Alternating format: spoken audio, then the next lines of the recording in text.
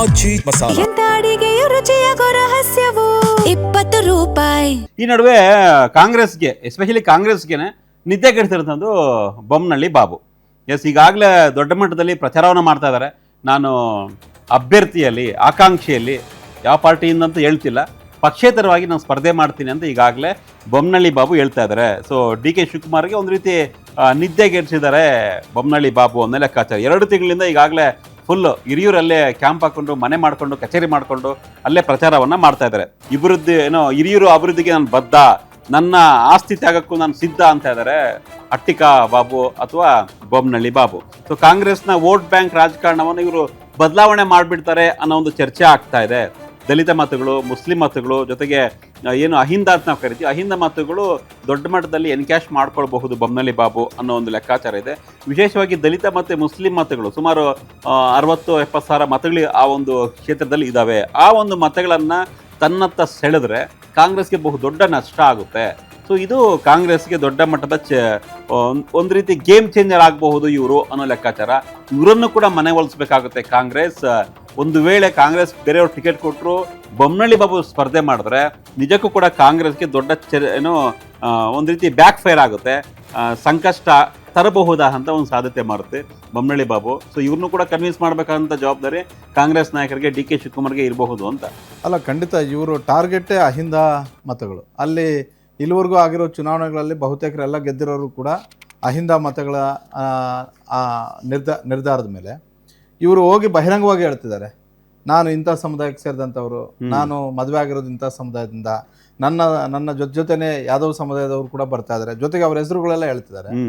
ಇದು ಸಹಜವಾಗಿ ಕಾಂಗ್ರೆಸ್ನ ವೋಟ್ ಬ್ಯಾಂಕ್ಗೆ ಕೈ ಹಾಕ್ತಿರೋದು ನಿಜ.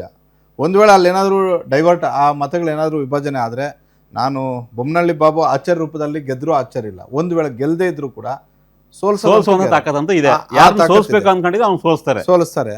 ಅದರಲ್ಲೂ ದಲಿತ ಎಡಗೈ ಮತ್ತೆ ಬಲಗೈ ಎರಡೂ ಸಮುದಾಯಗಳನ್ನ ಮನವೊಲಿಸುವಂತ ಕೆಲಸ ಮಾಡ್ತಾರೆ. ಮತ್ತೊಂದ್ ಕಡೆ ಮುಸ್ಲಿಂ ಮತಗಳು, ದಾವಣಗೆರೆಯಲ್ಲಿ ಹೆಂಗೆ 18,000 ಓಟ್ ಹೋಯ್ತು ಇದಕ್ಕೆ ಬೇರೆ ಪಾರ್ಟಿ ಕಾಂಗ್ರೆಸ್ ಇಂದ, ಅವೆಲ್ಲ ಮುಸ್ಲಿಂ ಓಟ್ಗಳೇ.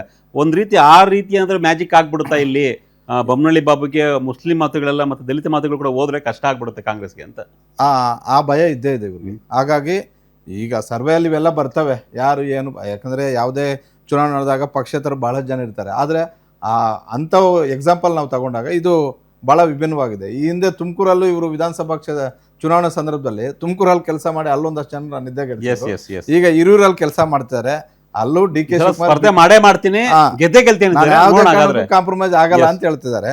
ಒಂದು ವೇಳೆ ಬೊಮ್ಮನಹಳ್ಳಿ ಬಾಬು ಅವರು ಈಗ ಹೋಗ್ತಿರೋ ಸ್ಪೀಡ್ ನೋಡಿದ್ರೆ ಬಹುತೇಕ ಇದು ಕಾಂಗ್ರೆಸ್ಗೆ ಒಂದಷ್ಟು ಸಮಸ್ಯೆ ಹಾಗೆ ಆಗುತ್ತೆ. ಆ ಭಯ ಇದ್ದೇ ಇರುತ್ತೆ.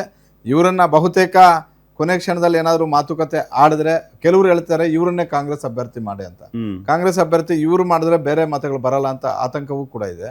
ಯಾಕಂದ್ರೆ ಅಲ್ಲಿ ಯಾದವ ಮತ್ತೆ ಗೊಲ್ಲ ಸಮುದಾಯ ಬಹಳಷ್ಟು ಜಾಸ್ತಿ ಇರೋದು, ಜೊತೆಗೆ ಸುಧಾಕರ್ ಅವರ ಬೆಂಬಲಿಗರು ಕೂಡ ಅಷ್ಟು ಸುಲಭವಾಗಿ ಬೊಮ್ಮನಹಳ್ಳಿ ಬಾಬು ಅವರನ್ನು ಒಪ್ಪೋದಿಲ್ಲ. ಆದರೆ ಇವರು ಕೆಲವು ಬೆಂಬಲಿಗರು ಅವ್ರನ್ನೇ ತಂದೆ ಯಾಕೆ ಮಾಡಬಾರ್ದು ಅಂತಾನು ಹೇಳ್ತಿದ್ದಾರೆ. ಕಾಂಗ್ರೆಸ್ ಹೈಕಮಾಂಡ್ ಮತ್ತು ಕಾಂಗ್ರೆಸ್ ರಾಜ್ಯ ಮಟ್ಟದ ನಾಯಕರು ಏನು ಮಾಡ್ತಾರೋ ಗೊತ್ತಿಲ್ಲ. ಆದರೆ ಬೊಮ್ಮನಹಳ್ಳಿ ಬಾಬು ಅವರು ಈಗ ಹಾಕಿರುವಂಥ ಒಂದು ಪ್ಲಾನ್ ನೋಡಿದ್ರೆ ಬಹುತೇಕ ದಲಿತ ಮತ್ತು ಮುಸ್ಲಿಂ ಸಮುದಾಯಗಳನ್ನು ಟಾರ್ಗೆಟ್ ಮಾಡಿ ಪ್ರಚಾರವನ್ನು ಮಾಡ್ತಿರೋದ್ರಿಂದ ಅವೇನಾದರೂ ಡಿಸ್ಟರ್ಬ್ ಆದರೆ ಕಾಂಗ್ರೆಸ್ ಗೆಲುವು ಅಷ್ಟು ಸುಲಭ ಅಲ್ಲ. ಎಸ್, ಇದು ಒಂದು ಕಾಂಗ್ರೆಸ್ ಕಥೆ ಆಯಿತು. ಆಮೇಲೆ ಇಂಡಿಪೆಂಡೆಂಟ್ ಆಗಿ ನಾನು ಸ್ಪರ್ಧೆ ಮಾಡ್ತೀನಿ ಅಂತ ಬೊಮ್ಮನಹಳ್ಳಿ ಬಾಬು ಬಂದಿದ್ದಾರೆ. JDS ಕೂಡ ಮತ್ತೆ BJP ಅವರಲ್ಲೂ ಕೂಡ ಗೊಂದಲ ಇದೆ. ಸೊ JDS ನಮಗೆ ಟಿಕೆಟ್ ಕೊಡಿ, ಅಲ್ಲಿ ಒಕ್ಕಲಿಗ ಸಮುದಾಯದ ಪ್ರಾಬಲ್ಯ ಇದೆ. ಆಲ್ಮೋಸ್ಟ್ ಒಂದು 35,000-40,000 ಒಕ್ಕಲಿಗರಿದ್ದಾರೆ, ಅದು ನಮ್ಮ ಕ್ಷೇತ್ರ, ನಮಗೆ ಬಿಟ್ಕೊಡಿ ಅನ್ನೋದು JDSನವರ ವಾದ. ಸೊ ಈ ವಿಚಾರವಾಗಿ ಕೇಂದ್ರ ಸಚಿವ ಕುಮಾರಸ್ವಾಮಿ ಅವರು ಕೂಡ ಹೇಳಿದರು, ಕೇಳ್ತೀವಿ ನಮ್ಮ ಕ್ಷೇತ್ರ ಬಿಟ್ಕೊಡ್ಲಿ ಅಂತ. ಸುರೇಶ್ ಬಾಬು ಕೂಡ ಹೇಳಿದ್ರು ನಮಗೆ ಕ್ಷೇತ್ರ ಕೊಡಿ ಅಂತ.